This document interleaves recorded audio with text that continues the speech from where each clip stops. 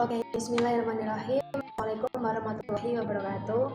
Selamat siang kepada Bapak Nugroho selaku dosen pemangku mata kuliah otomatis dan bahasa, serta teman-teman yang saya banggakan.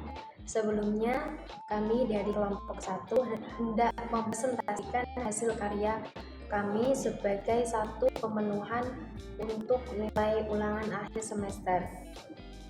Sebelumnya, perkenalkan, kami dari kelompok 1 yang beranggotakan Wahid Fitrianto, saya sendiri Amel, Arthur Asley Kristiong, dan Kois Ridwan. Di sini kami mendapatkan tugas untuk mempresentasikan teknologi analisis komprehensif pushdown automata. Oke, jadi yang pertama pengantar konseptual pushdown automata, di mana dalam teori komputasi, studi tentang mesin abstrak memberikan kerangka kerja untuk memahami batasan dan kapasitas komputasi. Salah satu model paling dasar adalah finite automaton atau FA yang sangat efektif dalam mengenali pola-pola reguler. Namun, kekuatan komputasinya terbatas oleh memorinya yang inherent terbatas. Dalam perkembangan itu, menuju model yang lebih kuat menuntut pengenalan mekanisme memori yang lebih dinamis, yang mengarah pada pengembangan pushdown automata atau PDA. Serta dalam laporan ini juga menyajikan analisis mendalam tentang pushdown automata, mulai dari fondasi teoritisnya, mekanisme operasional, serta aplikasi yang luas dalam ilmu komputer. Selanjutnya, kebutuhan akan memori. Finite automata atau FA, baik deterministik atau DFA maupun non-deterministik NFA, merupakan model komputasi yang hanya memiliki memori dalam bentuk set yang terhingga atau yang berhingga. Keterbatasan ini membuat FA tidak mampu mengenali kelas bahasa yang memerlukan perhitungan, di mana dalam pencocokan simbol dalam jumlah yang tidak terbatas. Contohnya kanonis dari keterbatasan ini adalah ketidakmampuan FA untuk mengenali bahasa bebas konteks sederhana seperti yang tampak di layar teman-teman, serta untuk menerima string dalam bahasa ini, sebuah mesin harus memastikan bahwa jumlah atau simbol 1 sama persis dengan simbol O atau kosong yang mendahulunya. FA tidak dapat melakukan ini karena tidak memiliki cara untuk menyimpan atau mengingat jumlah 0 atau kosong yang telah dibacanya setelah jumlah tersebut melebihi kapasitas memori yang terbatas. Jadi bisa dibilang dalam kegagalan ini bukan terletak pada jumlah step yang terbatas, melainkan pada ketiadaan memori eksternal yang dapat tumbuh dan menyusut sesuai dengan panjang input, kebutuhan akan mekanisme, serta hal tersebut menjadi motivasi utama untuk mengembangkan model komputasi yang lebih kuat. Selanjutnya dalam pengenalan mesin abstrak dengan stack LIFO, less in, freeze out.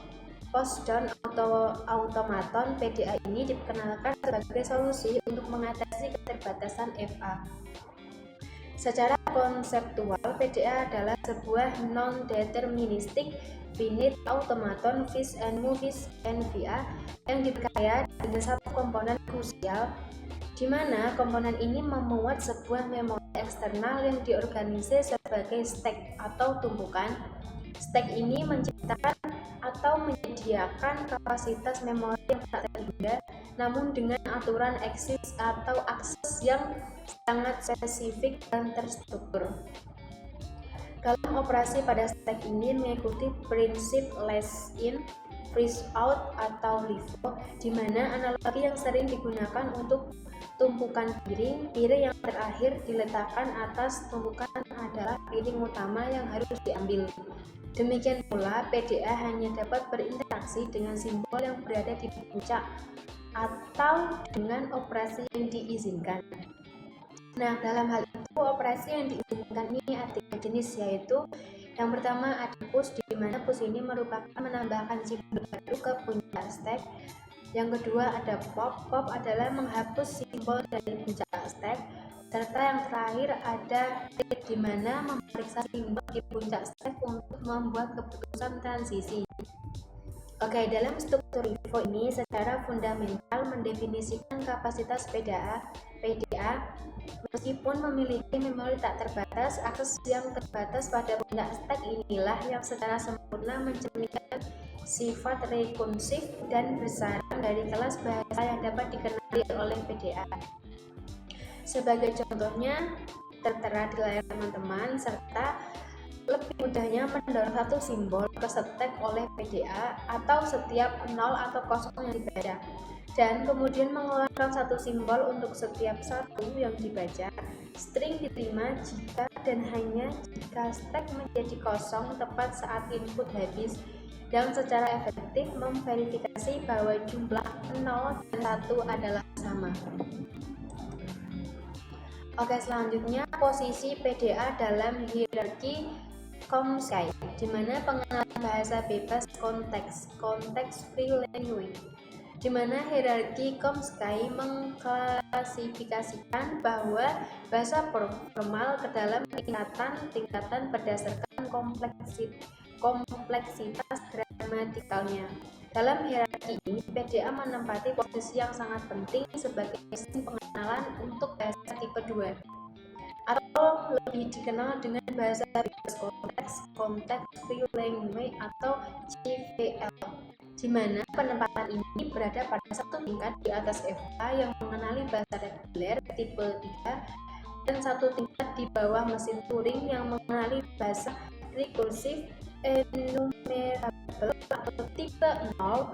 Hubungan antara PDA dan CVL adalah hubungan ekuivalensi yang kuat setiap bahasa yang dapat menghasilkan sebuah konteks free grammar atau CFG yang dapat dikenali pada sebuah PDA dan sebaliknya.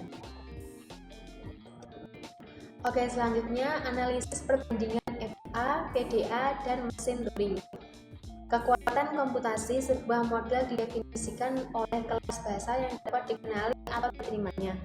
Dalam spektrum ini, PDA secara tegas lebih kuat daripada FA tetapi kurang kuat daripada mesin Turing.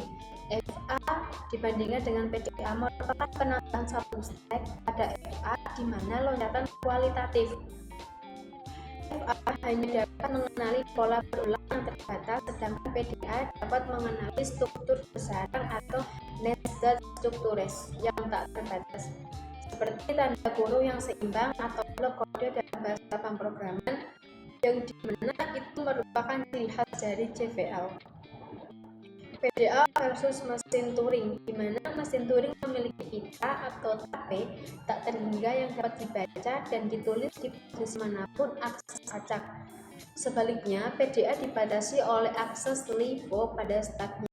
Keterbatasan ini membuat PDA tidak dapat mengenali bahasa yang memerlukan perbandingan atau sinkronisasi lebih dari dua elemen yang tidak bersebelahan, seperti bahasa yang tertera di layar teman-teman. Dan selanjutnya adalah perluasan PDA, di mana sebuah fakta teoritis yang menarik adalah bahwa kekuatan komputasi PDA dapat ditingkatkan dengan menambahkan lebih banyak stack. Sebuah PDA dengan dua stack PDA yang terbukti memiliki kekuatan komputasi ekuivalen dengan mesin Turing, sebuah konsep yang akan dieksplorasi lebih lanjut dalam laporan ini.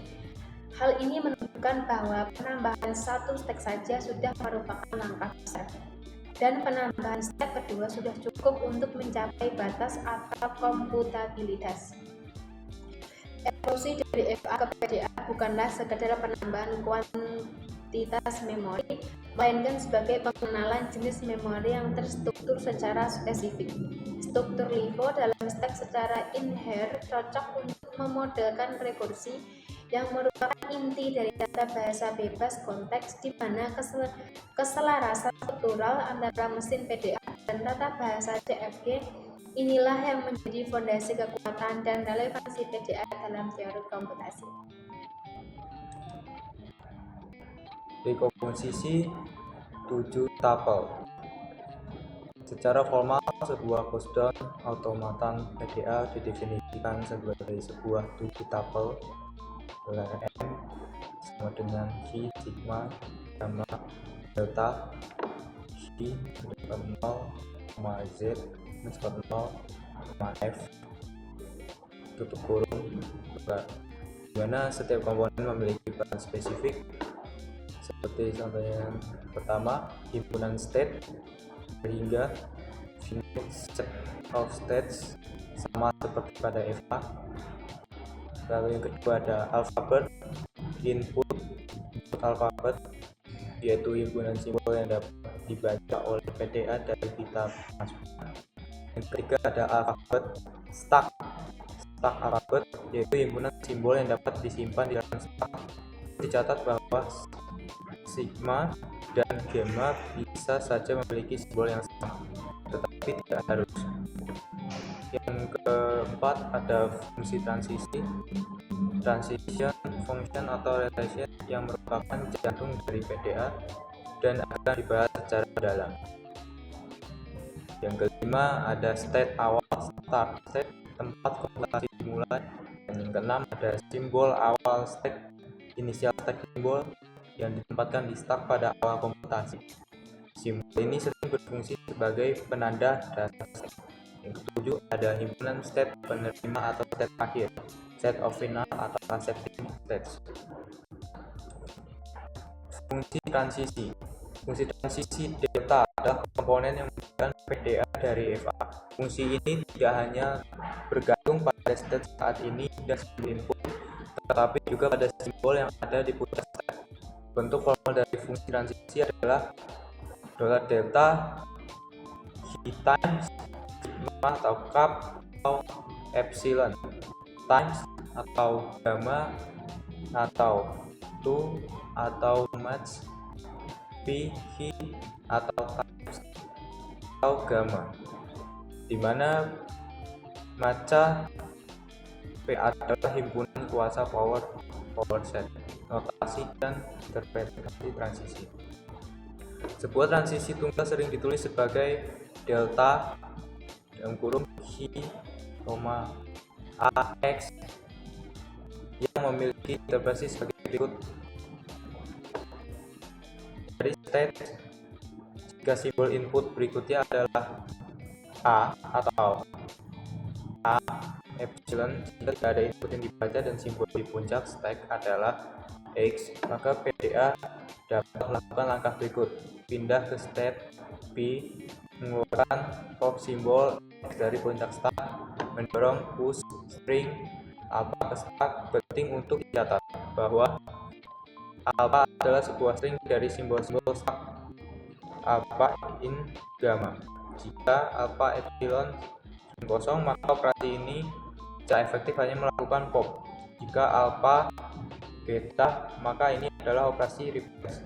Jika alpha sama dengan YX, maka ini adalah operasi push murni. Karena X digantikan oleh YX, saat ini mendorong string alpha, simbol paling kiri dari alpha akan menjadi puncak stack yang baru. Dalam diagram transisi, notasi umum digunakan adalah A, X atau alpha pada busur dari state Hi ke P, transaksi epsilon transition. Pada PDA dapat melakukan transisi tanpa membaca simbol input apapun. A epsilon transisi ini dikenal sebagai epsilon transition, memungkinkan PDA untuk manipulasi stack atau mengubah state secara internal. Kemampuan ini merupakan sumber utama dari non-determinisme dan kekuatan ekspresi PDA karena memungkinkan mesin untuk membuat pilihan atau tebakan tanpa dipicu oleh input eksternal. Melacak status komputasi, karena status pada PDA tergantung pada lebih dari sekedar state, ini diperlukan notasi yang lebih kompresif untuk menangkap snapshot dari komputasi pada waktu tertentu. Notasi disebut dideskripsikan sesaat atau instantaneous description IT yang didefinisikan sebagai sebuah triple Hi W alpha. Hi in Hi state pada saat ini, W in sigma sisa string input belum dibaca, alpha in gamma isi stack ini, di mana simbol paling kiri adalah simbol puncak stack. Setiap langkah komputasi PDA dapat dilihat sebagai transisi satu ID ke ID lainnya. Relasi ini dilambangkan dengan simbol V-state. Jadi jika ada transisi gamma delta GAX, maka kita dapat menulis GAW garis miring beta garis miring V-W garis miring gamma garis miring beta. Ini dibaca sebagai dari konfigurasi GAWX garis miring beta pada PDA dapat bergerak dalam satu langkah konfigurasi P W garis miring gamma garis miring beta. Seluruh komputasi pada sebuah string input W adalah serangkaian ID dimulai dari konfigurasi awal I_0, W Z_0 dan berlanjut melalui rangkaian transisi dash. Penelusuran trace dari rangkaian ID ini memberikan visualisasi yang jelas tentang bagaimana PDA proses string tersebut. Fungsi transisi delta mengubah PDA pengenal state menjadi manipulator memori. Setiap transisi bukan lagi hanya perpindahan state, melainkan sebuah operasi komputasi yang mengubah konfigurasi total mesin, state, sisa input, dan memori. Oleh karena itu, konsep ID menjadi sangat krusial karena state key saja tidak lagi cukup untuk mendeskripsikan situasi PDA. Konfigurasi lengkap key W alpha menggarisbawahi pergeseran paradigma dari mesin berbasis state murni ke mesin berbasis konfigurasi yang lebih kompleks. Paradigma penerimaan dan teorema ekuivalensi. Setelah sebuah custom otomatis PDA selesai memproses seluruh string input, keputusan untuk menerima atau menolak string tersebut dapat ditentukan oleh dua mekanisme utama. Kedua mekanisme ini meskipun berbeda secara konseptual terbukti ekuivalen dalam keputusan komputasi sebagai hasil teoritis yang memberikan fleksibilitas signifikan dalam desain dan analisis PDA. Penerimaan melalui state akhir, acceptance by final state.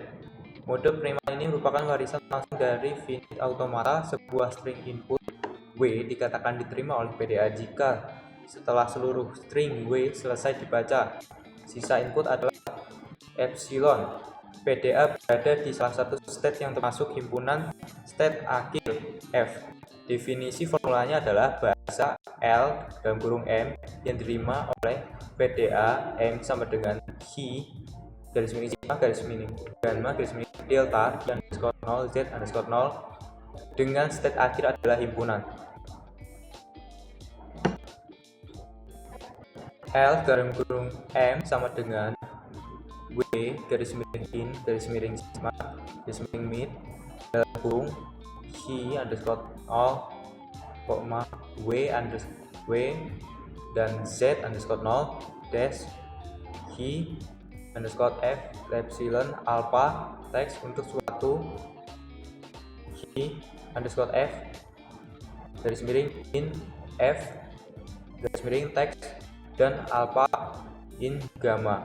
Dalam model ini, isi dari stack alpha pada saat penerimaan tidak menjadi pertimbangan. Selama PDA terakhir state akhir setelah input habis, string tersebut diterima 7. Ini adalah pendekatan yang berpusat pada state centric.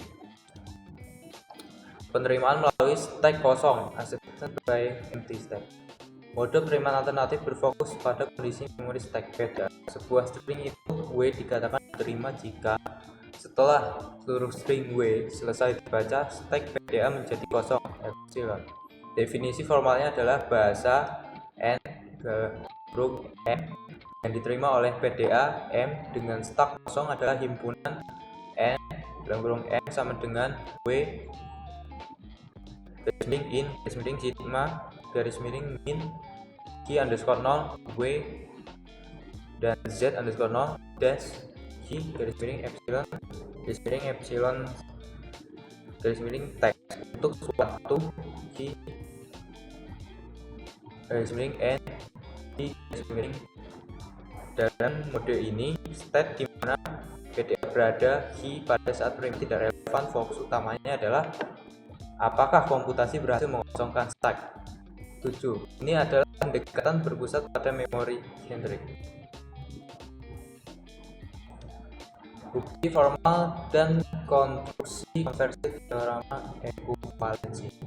Salah satu teorema fundamental dalam teori PDA menyatakan bahwa kedua model penerimaan ini ekuivalen, artinya untuk setiap PDA yang menerima bahasa dengan state akhir, ada PDA lain yang ekuivalen yang menerima bahasa yang sama dengan state kosong, dan sebaliknya. 12. Ekuivalensi ini sangat penting karena menunjukkan bahwa kekuatan komputasi kelas bahasa yang dikenali oleh PDA yaitu CFR tidak tergantung pada kriteria penerimaan yang dipilih. Ini memberikan keleluasaan bagi perancang atau teoretikus untuk memilih mode mana pun yang lebih mudah sesuai kondisi tertentu. Bukti ekuivalensi ini bersifat konstruktif, yang berarti kita dapat menyediakan algoritma untuk mengubah PDA dari satu jenis ke jenis lainnya.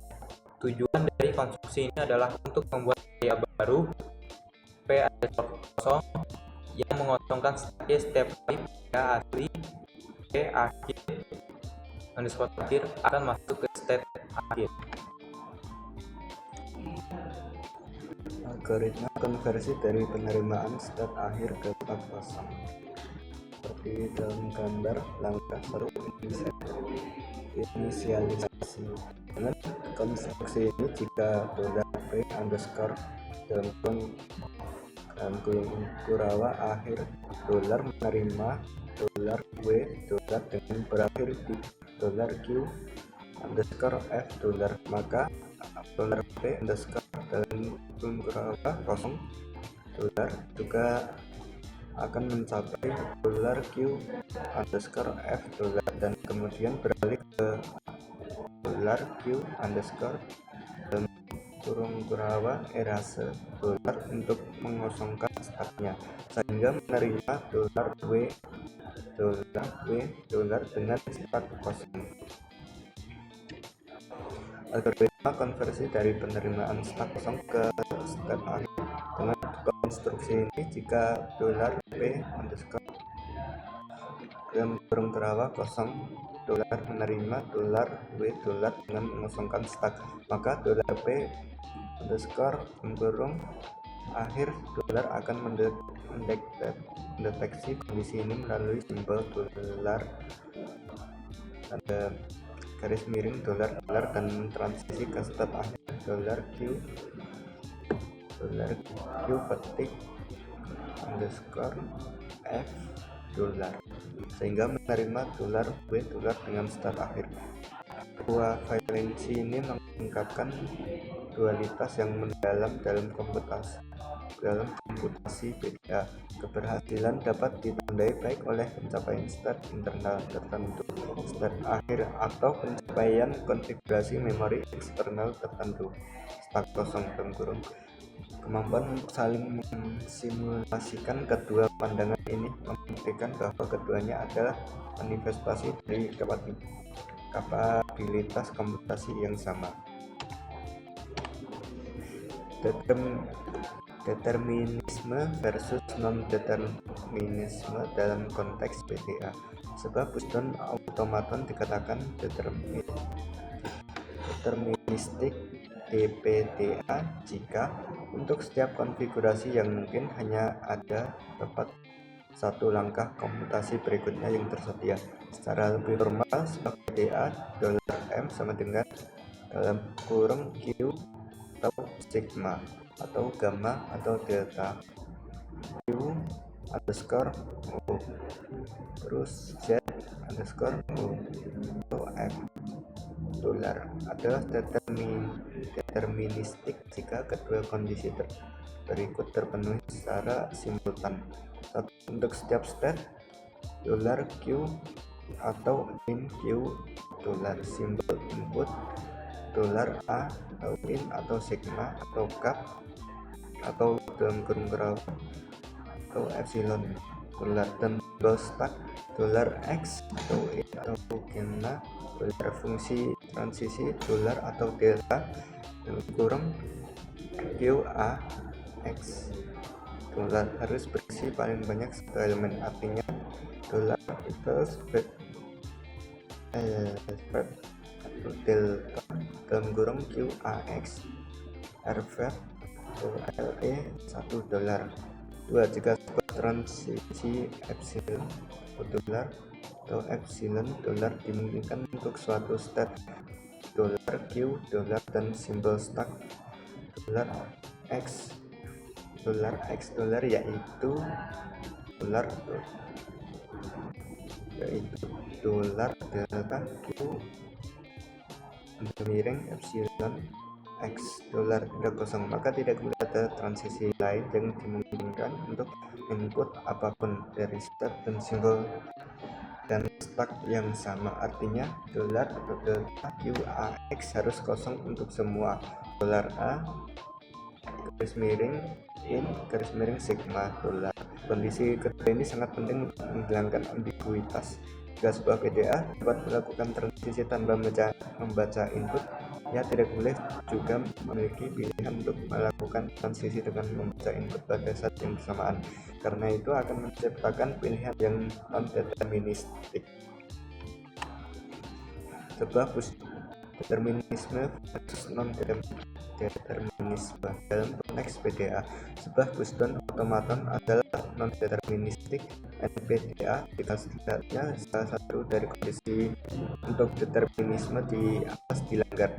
Ini berarti bahwa pada suatu konfigurasi PDA mungkin memiliki beberapa pilihan langkah berikutnya, misalnya dolar garis miring delta QAX dolar bisa berisi lebih dari satu pasangan, dolar P garis miring apa dolar atau PDA bisa memiliki pilihan antara transisi dolar garis miring epsilon dolar dan transisi membaca input. Secara default ketika istilah PDA digunakan tanpa kualifikasi, ia merujuk pada NPDA, dan ini adalah metode yang lebih kuat. Determinisme versus non-determinisme dalam konteks PDA. Inilah titik divergensi utama dari teori VA. Pada FA, setiap NFA dapat dikonversi menjadi DFA yang ekuivalen melalui konstruksi subset. Namun prinsip ini gagal total untuk PDA. NPDA secara inherent lebih kuat daripada PDA. Alasan mendasarnya terletak pada interaksi antara non-determinisme dan memoris yang terbatas. Konfigurasi sebuah PDA tidak hanya ditentukan oleh stacknya, tetapi oleh pasangan stack isi stack, karena isi stack bisa memiliki panjang dan komposisi yang tak terbatas. Mustahil untuk membuat konstruksi subset dari semua kemungkinan konfigurasi PDA.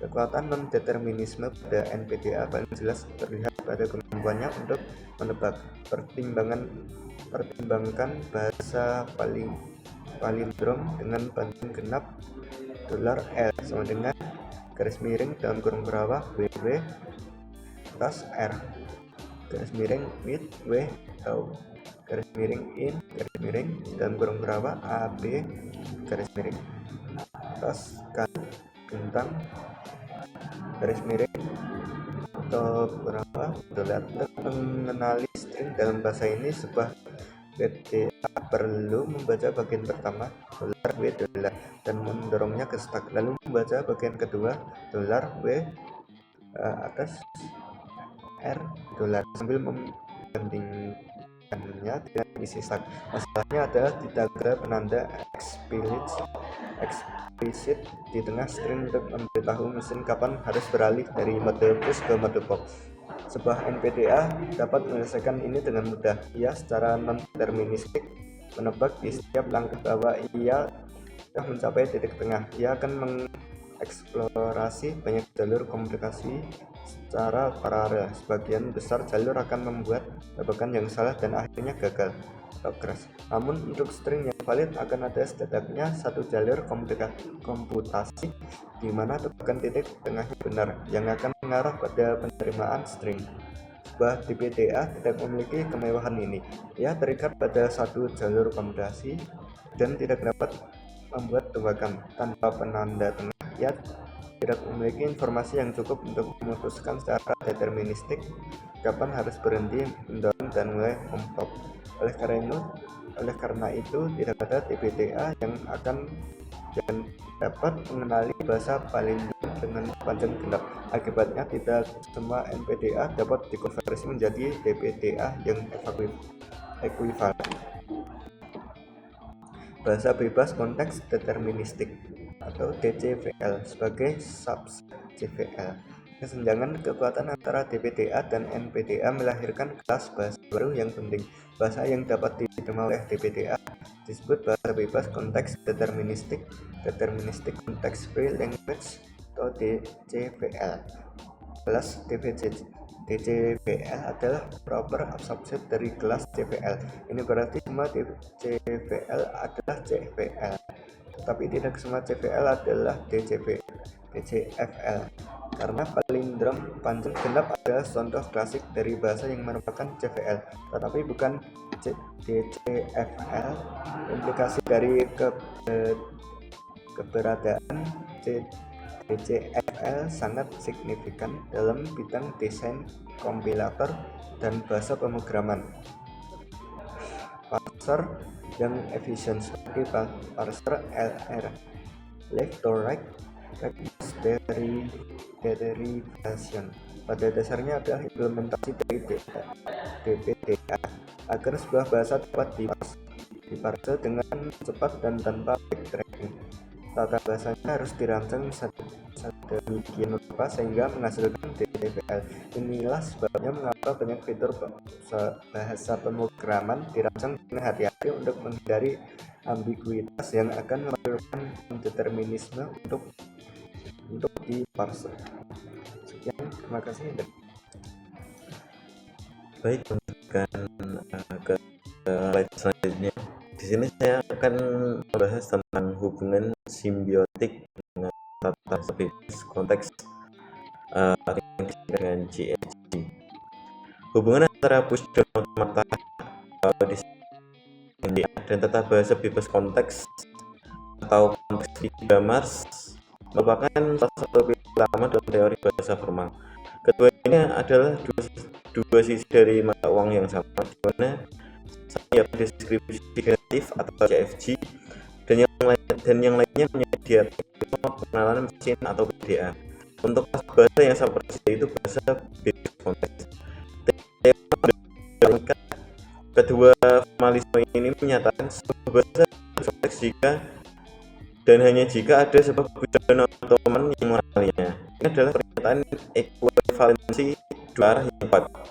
Yang pertama dari CFG ke PDA, untuk tata bahasa bebas konteks dapat dibangun sebuah tujuan otomata deterministik dengan variabel P yang ekuivalen sedemikian rupa sehingga bahasa yang diterima oleh variabel P sama dengan bahasa yang dihasilkan oleh variabel G dalam kurung variabel L dalam kurung variabel P sama dengan variabel L dalam kurung G. Lalu yang kedua dari PDA ke CFG, untuk setiap kesedaran otomata variabel P dapat dibangun sebuah tata bahasa bebas konteks variabel G yang ekuivalen sedemikian rupa sehingga variabel L sama dengan